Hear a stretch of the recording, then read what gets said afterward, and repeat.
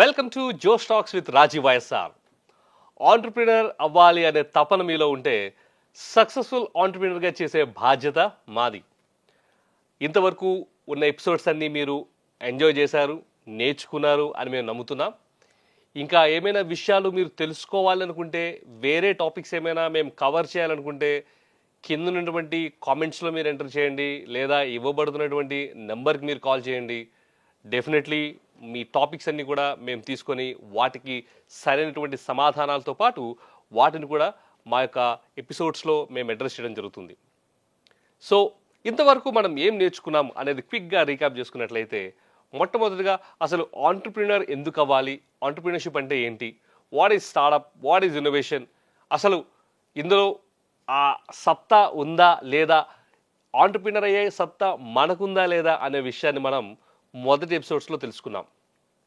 ఆ తర్వాత ఐడియాస్ని ఏ విధంగా మనము జనరేట్ చేయాలి అనేటువంటి సందర్భంలో జపనీస్ కాన్సెప్ట్ అయినటువంటి ఇకిగై హెల్ప్ తీసుకొని మన ప్యాషన్ ఏదైతే ఉంది దానిని బట్టి మనం రాసుకోవడం జరిగింది. అంతేకాకుండా ఆ ప్యాషన్తో పాటు అనేక రకమైనటువంటి ఇండస్ట్రీస్ను, తర్వాత ఏవేవైతే ప్రాబ్లమ్సో లేకపోతే ఐడియాసో ఉన్నాయో అవన్నీ కూడా మనం లిస్ట్ చేసుకోవడం కూడా జరిగింది. ఇది లిస్ట్ చేసుకున్నాక ఒక్కొక్కటిగా మనము ఫిల్టర్స్ అప్లై చేసుకుంటూ రావడం జరిగింది. మొట్టమొదటి ఫిల్టర్ ఏంటంటే స్కిల్, దానికి సంబంధించినటువంటి స్కిల్ నా దగ్గర ఉందా లేదా. రెండోది ఈ యొక్క ప్రాబ్లం కానీ ఈ యొక్క ఐడియా కానీ మార్కెట్లో ఆపర్చునిటీ ఉందా లేదా.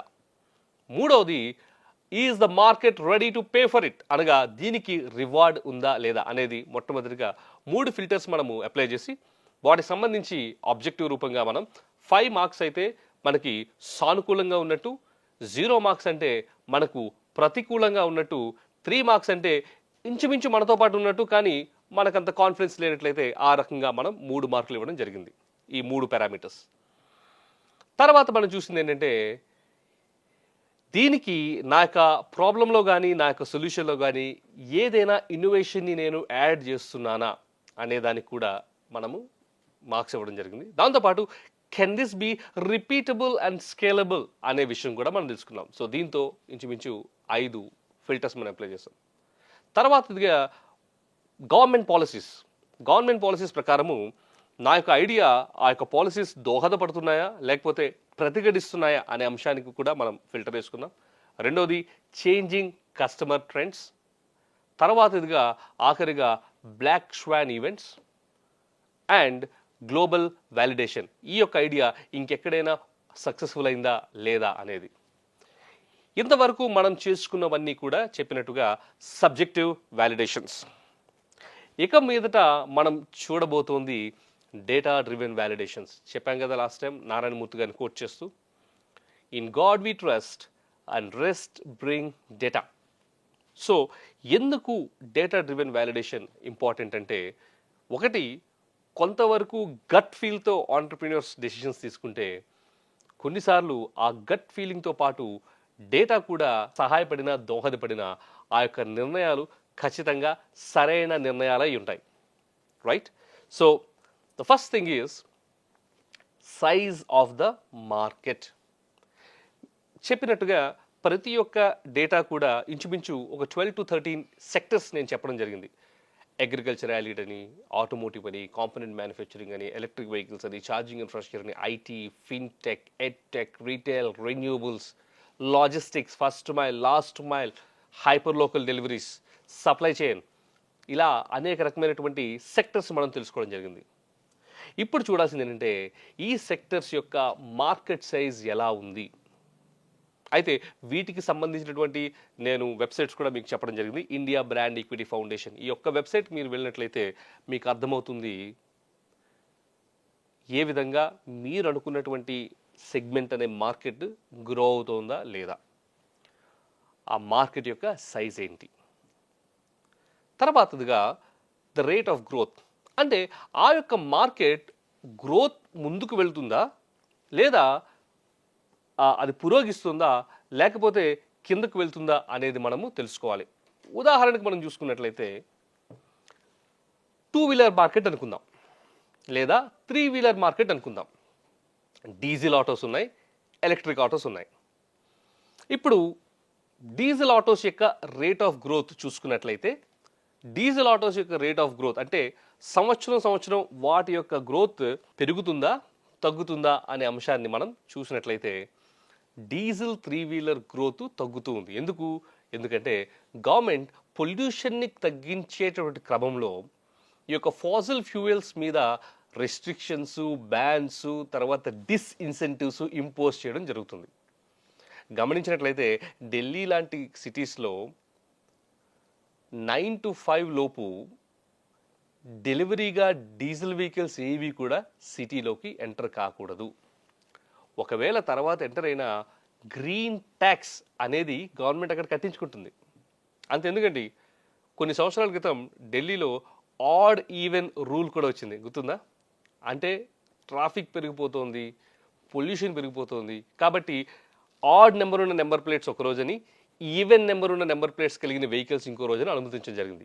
కానీ ఆ సమయంలో ఒకవేళ మీకు ఎలక్ట్రిక్ వెహికల్ ఉన్నట్లయితే మీకు ఆడ్ అండ్ ఈవెన్ రూల్ వర్తింపదు. దాని అర్థం ఏంటి అంటే గవర్నమెంట్ అనేది diesel and other pollution emitting fossil fuels మీద అనేక రకమైనటువంటి నిబంధనలు, అనేక రకమైనటువంటి మరి నామ్స్ ఇంపోజ్ చేస్తుంది. ఆల్టర్నేట్ ఫ్యూయల్స్ అనగా హైడ్రోజన్ ఫ్యూయల్ సెల్స్ కానీ లేకపోతే ఎలక్ట్రిక్ వెహికల్స్ కానీ వీటిని ఎంకరేజ్ చేస్తుంది. సో ఒకవేళ మీ ప్రోడక్ట్ ఎగ్జాంపుల్ ఒక డీజిల్ 3-వీలర్ని మీరు డెవలప్ చేయాలి, లేకపోతే ఒక పెట్రోల్ 2-వీలర్ని మీరు డెవలప్ చేయాలనుకుంటే దాని రేట్ ఆఫ్ గ్రోత్ తగ్గుతూ వస్తుంది. అదే ఒకవేళ మీరు ఎలక్ట్రిక్ వెహికల్ డెవలప్ చేయాలనుకుంటే దాని రేట్ ఆఫ్ గ్రోత్ పెరుగుతూ వస్తుంది. సో నెక్స్ట్ మీరు చూడాల్సినటువంటి వ్యాలిడేషన్ పారామీటర్ ఏంటంటే rate of growth of that particular market, is it growing high or is it declining low? ఒకవేళ గ్రోయింగ్ హై అయితే మీరు 5 మార్క్స్ ఇస్తారు, లేదు ఆ యొక్క మార్కెట్ తగ్గుతూ ఉందంటే మీరు 0 మార్క్స్ ఇస్తారు, రైట్? ఒకవేళ మీకు తెలియదు ఇంచుమించు గ్రో అవుతుంది కానీ మీరు ఎక్స్పెక్ట్ చేసినంతగా గ్రో అవ్వట్లేదు అనుకుంటే మీరు ఇచ్చే మార్క్స్ 3 మార్క్స్. ఓకే, మూడవది కాంపిటీషన్ ఇంటెన్సిటీ. అంటే మీరు చూస్తున్నటువంటి ఆ యొక్క మార్కెట్లో కానీ మీరు చూస్తున్నటువంటి ఆ యొక్క ప్రోడక్ట్లో కానీ కాంపిటీషన్ ఎక్కువ ఉందా తక్కువ ఉందా అనే వ్యాలిడేషన్. నా నేను ఒక ప్రశ్న అడుగుతాను మిమ్మల్ని, కాంపిటీషన్ ఎక్కువ ఉంటే మంచిదా, కాంపిటీషన్ తక్కువ ఉంటే మంచిదా? చెప్పండి. ఓకే, కాంపిటీషన్ ఎక్కువ ఉంటే మంచిది అనేవాళ్ళు కాంపిటీషన్ ఎక్కువ ఉంటే మంచిది అని కామెంట్ చేయండి. తక్కువ ఉంటే మంచిది అనేవాళ్ళు yes competition should be less అనేవాళ్ళు కామెంట్ చేయండి. ఇంట్రెస్టింగ్, కామెంట్స్ చూసినట్లయితే ఎక్కువ ఉన్న వాళ్ళు అలానే ఉన్నారు, తక్కువ ఉంటే మంచిది అనేవాళ్ళు ఉన్నారు. 2 ఆన్సర్స్ కూడా ఇక్కడ కరెక్టే. ఏ విధంగా నేను చెప్తాను వినండి. కాంపిటీషన్ ఎక్కువగా ఉంది అంటే దాని యొక్క అర్థం ఏంటి అంటే ఆ యొక్క పర్టికులర్ ప్రోడక్ట్ కానీ ఆఫరింగ్ కానీ ఆల్రెడీ మార్కెట్లో ఉంది అని, దానికి సరిపడే కస్టమర్ బేస్ ఉందని, ఆ యొక్క కస్టమర్ నీడ్స్ని మీట్ అవ్వడానికి అనేక రకమైనటువంటి కంపెనీస్ ఆల్రెడీ ఆ యొక్క ప్రొడక్ట్స్ని డెవలప్ చేస్తున్నాయి అని. దీని అర్థం ఏంటంటే your risk of failure is less. అంటే మీరు మీ యొక్క ప్రోడక్ట్ని మార్కెట్లో అదే యొక్క సెగ్మెంట్లో ఇంట్రడ్యూస్ చేస్తే తప్పకుండా ఎవరో ఒక కస్టమర్ మీ యొక్క ప్రోడక్ట్ని కొంటారు. సో ఈ పర్స్పెక్టివ్లో చూసినట్లయితే కాంపిటీషన్ ఇంటెన్సిటీ ఉంటే మంచిదే. ఎందుకంటే that itself is a validation that your idea or your problem statement has a market and has customers. Are you have with me? Yeah, yes. ఇప్పుడు రెండో రకంగా మరి ఆ సమయంలో ఏ విధంగా మనం సక్సెస్ అవ్వాలి అంటే కాంపిటీషన్ ఇంటెన్సిటీ ఎక్కువ ఉన్నప్పుడు దానిని మనం రెడ్ ఓషన్ మార్కెట్ అంటాం. మార్కెట్స్ సాధారణంగా 2 రకాలు, ఒకటి బ్లూ ఓషన్ మార్కెట్, రెండోది రెడ్ ఓషన్ మార్కెట్. అవన్నీ మనం ముందు మాట్లాడతాం. ప్రస్తుతానికి red ocean market. Red ocean మార్కెట్లో ప్రతి ఒక్కరూ ఫాలో అవ్వాల్సినటువంటి సిగ్నల్ లేదా ఫాలో అవ్వాల్సినటువంటి థంబ్ రూల్ ఏంటి అంటే you must be very competitive in your pricing. అనగా this is going to be a mass market కాబట్టి మీ యొక్క ప్రైసింగ్ ఏదైతే ఉందో అది మీ కాంపిటీషన్ కంటే చాలా అట్రాక్టివ్గా ఉండాలి. At the same time me value offering ఏదైతే ఉందో అది మీ యొక్క కాంపిటీషన్ కంటే చాలా ఉన్నతంగా ఉండాలి, రైట్? సో కాంపిటీషన్ ఇంటెన్సిటీ ఒక రకంగా చూసుకున్నట్లయితే మంచిది, because that it self is a validation that your product has got a market. ఆ సమయంలో మీరు ఫోకస్ చేయాల్సింది ఏ విధంగా మీరు బెటర్ వాల్యూని తక్కువ రేట్లో మార్కెట్ ఇవ్వగలరో అనే అంశం మీద మీరు ఫోకస్ చేయాలి. ఇప్పుడు కాంపిటీషన్ ఇంటెన్సిటీ మంచిది కాదు అని ఎస్ అని ఎవరైతే అన్నారో వాళ్ళకు వచ్చిన ఆన్సర్ కూడా నేను చెప్తాను.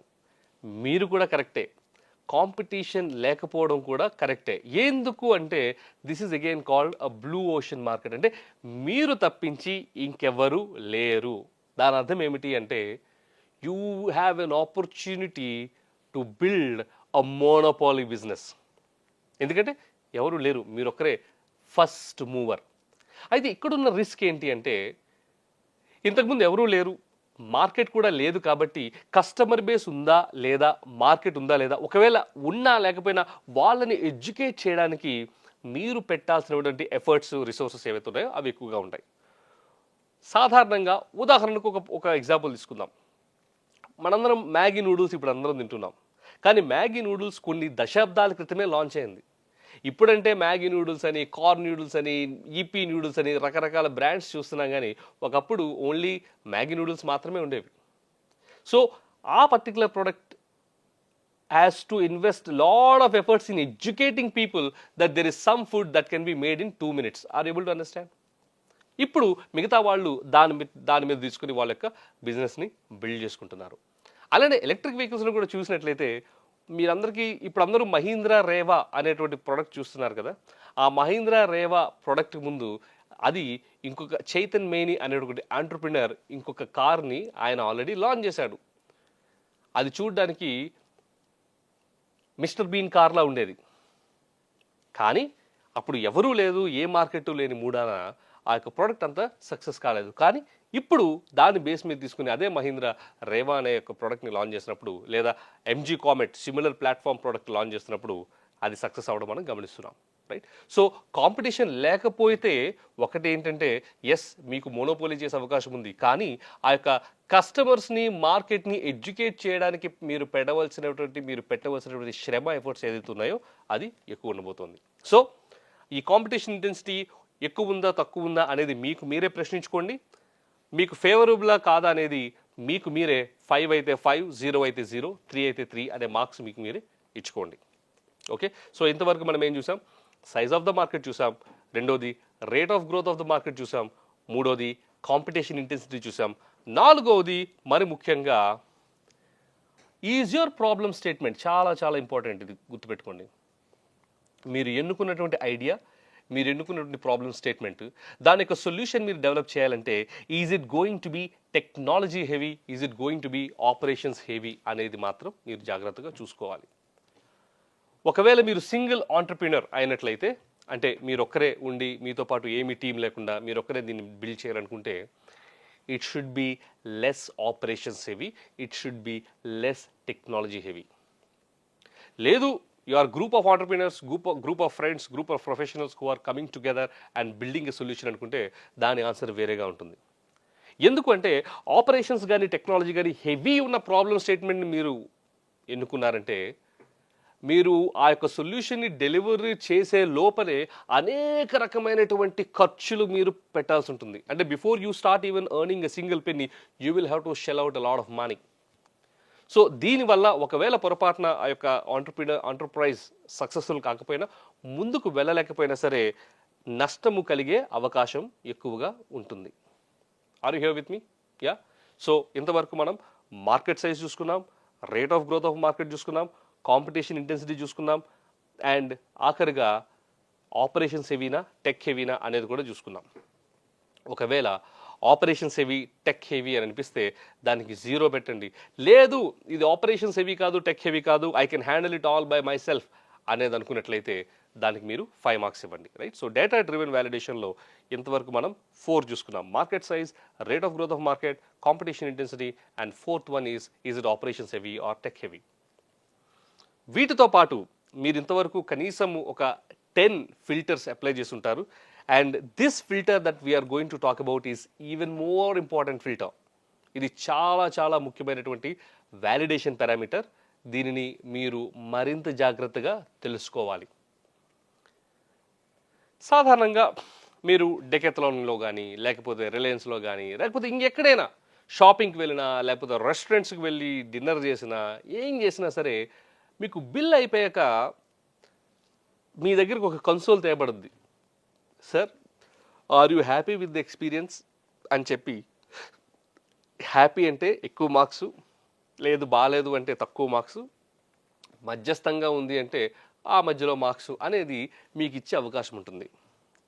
మీ దగ్గర నుంచి ఆ ఇన్ఫర్మేషన్ తీసుకుంటారు.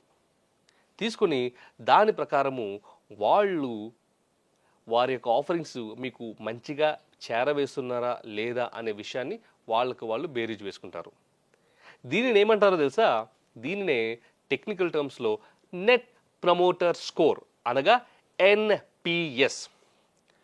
ఉదాహరణకు నెట్ ప్రమోటర్ స్కోర్ అనేది ఏంటి అన్ని కూడా ఒక్క సింపుల్ క్వశ్చన్లో ఆన్సర్ చేయొచ్చు. ఏంటి ఆ క్వశ్చన్ అంటే, will you recommend our product or service to your friends and families?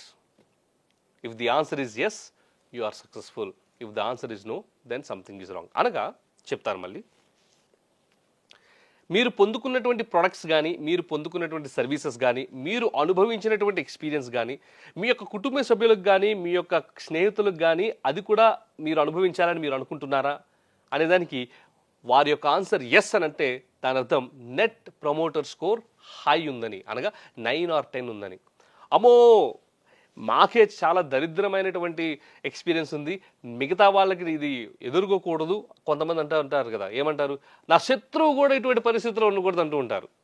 ఒకవేళ అటువంటి ఫీడ్బ్యాక్ వచ్చింది అంటే దాని అర్థం మీ నెట్ ప్రమోటర్ స్కోర్ చాలా తక్కువ ఉంది అని.